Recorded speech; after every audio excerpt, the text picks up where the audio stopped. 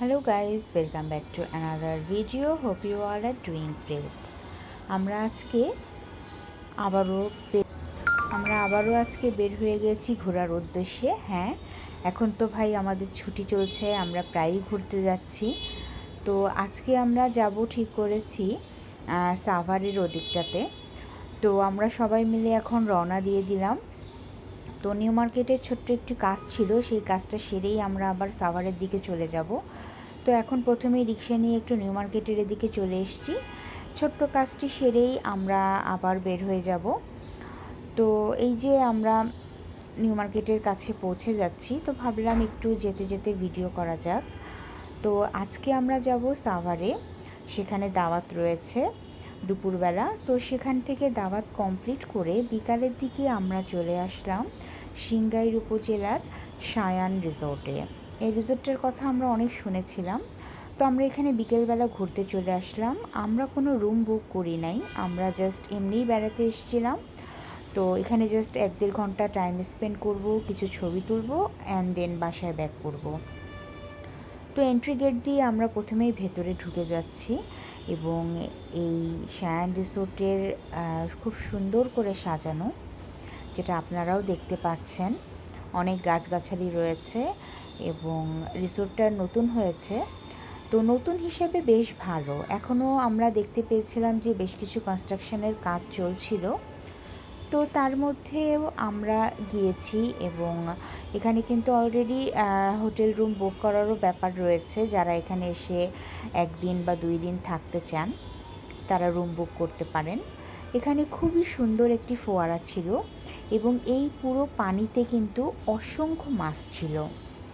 আমরা এই মাছগুলোও দেখছিলাম। ওপাশের গার্ডেনগুলোতে খুব সুন্দর করে দোলনা ছিল। এখানে বড়দের সাথে সাথে বাচ্চারাও অনেক এনজয় করবে।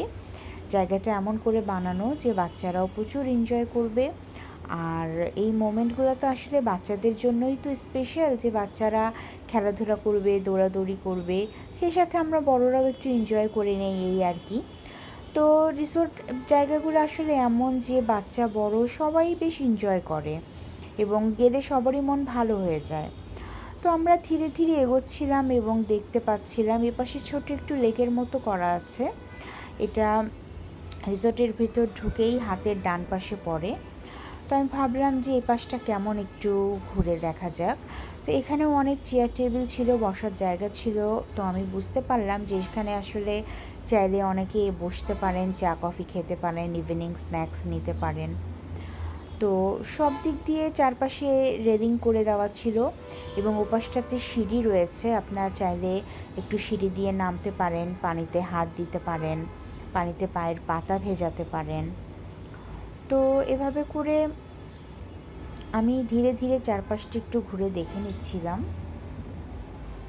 বেশ সুন্দর ছিল, বেশ মনোরম পরিবেশ এবং ভিড় একটু কমই ছিল আমি বলবো, খুব বেশি মানুষজন ছিলেন না। তো এ পাশটাও আমি আপনাদেরকে একটু ঘুরিয়ে দেখিয়ে দিচ্ছি।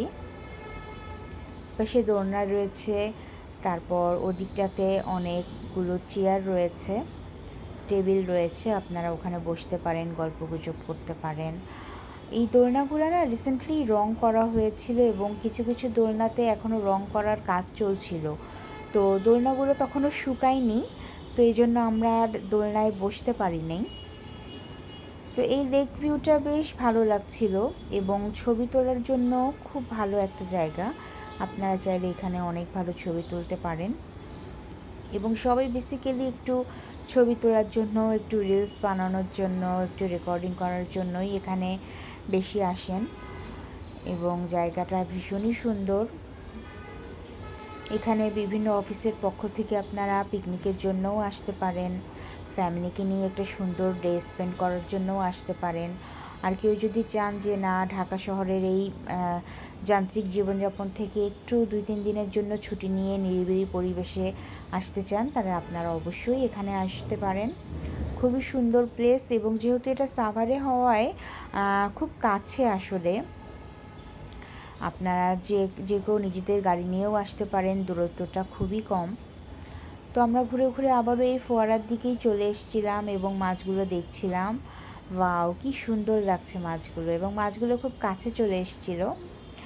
তারা ভাবছিল যে হয়তো তাদের খাবার দেওয়া হবে, লোকজন দেখলেই তারা এভাবে দৌড়ে কাছে চলে আসছিল। যেদিকে যেদিকে মানুষ ছিল ঠিক সেদিকে সেদিকেই মাছগুলো যাচ্ছিল, দেখতে ভীষণ ভালো লাগছিল। তো আমরা এগুলো এনজয় করছি। যেহেতু সন্ধ্যা হয়ে আসছিল, আমরা বেশিক্ষণ থাকতেও পারবো না, তো আমরা একটু তাড়াহুড়োই করছিলাম। আর সবাই ফটো সেশনে ব্যস্ত ছিল, বাট আমি আপনাদের জন্য একটু ভিডিও করছিলাম। যারা গিয়েছেন তারা তো জানেনই, তারা আবারও নতুন করে একটু দেখবেন। আর যারা যাননি তারাও দেখে নিতে পারেন আমার ভিডিওটা, যদি আপনারা রিসেন্টলি যাওয়ার প্ল্যানিং করছেন তো আপনারা যেতে পারেন। এখানে অসংখ্য ফুলের গাছও ছিল, তো আমরা সেগুলোও দেখছিলাম। বেশ মজাই লাগছিল, ভালো লাগছিল। আসলে সবার সাথে কোথাও বেড়াতে গেলে খুব ভালোই লাগে। এখানে গাড়িও ছিল, যারা নিজেদের গাড়ি নিয়ে এসেছেন এখানে টাইম স্পেন্ড করতে। এখানেও জায়গায় জায়গায় কিছু দূর পরপরই চেয়ার টেবিল রয়েছে, যে আপনারা কেউ হাঁটতে হাঁটতে ক্লান্ত হয়ে গেলে বসেও পড়তে পারেন, কোনো সমস্যা নেই। তো আমাদের সাথে যারা মুরব্বী ছিলেন তারা একটু হাঁটছিলেন, বসছিলেন, আবার গল্প করছিলেন। তো এভাবে করেই সুন্দর মুহূর্ত পার হয়ে যাচ্ছিল।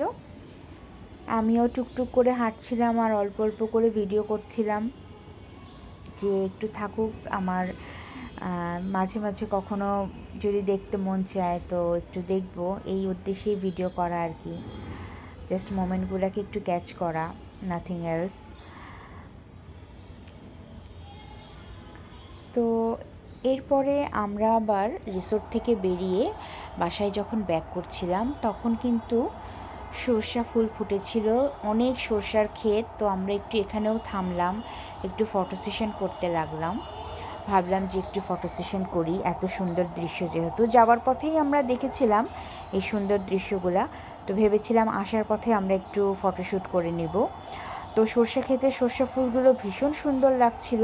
আর যেহেতু আমরা সন্ধ্যা হয়ে আসছে, বেশিক্ষণ স্টে করতে পারবো না, তো তাড়াহুড়ো করছিলাম। আর একদম ভেতরে তো যেতে দেয় না, তাতে ফুলগুলো নষ্ট হয়। তো আমরা এই তাড়াহুড়ো করে যতটুকু পারি ততটুকুই কমপ্লিট করার চেষ্টা করছিলাম। আপনাদের সাথে এই ভিডিওটা শেয়ার করলাম। ভিডিওটা যদি ভালো লেগে থাকে তাহলে লাইক দিবেন এবং চ্যানেলটা সাবস্ক্রাইব করে রাখতে পারেন আমার এই ছোট ছোট ভিডিওগুলো দেখার জন্য। আশা করি আপনারা সবাই ভালো থাকবেন। দেখা হবে আবার নতুন কোনো ভিডিওতে। ততক্ষণ পর্যন্ত টেক কেয়ার, বাই।